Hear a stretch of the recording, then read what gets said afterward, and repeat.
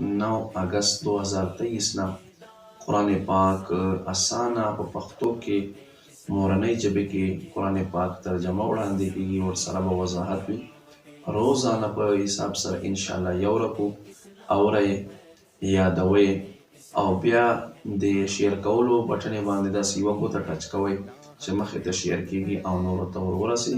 پابندي سره به اورئ، انشاءالله نیت وکئ صرف په دې نیت سره چې په قبر کې ما نه تپوس کېږي الله نعمتونو متعلق، الله راکړل شوي انعامونو متعلق، نو دا نیت وکئ چې زه به انشاءالله خپل رب په بارګاه باندې دا وایم یا ربه په دنیا کې یو نعمتونو کې نعمت تا چې ما ته راکړی هغه زما ذهن و چې هغه به ما په قرآن باندې استعمالولو، زما زړه و چې په هغه کې به ما د قرآن شوق ساتلو، او ما ته دې په دنیا کې کوم موبایل راکړی او په هغه باندې به ما د ستا کلام اورېدو.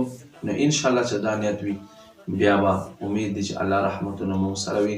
نو دا ترجمه به انشاءالله 9 اگست 2023 نه شروع کېږي.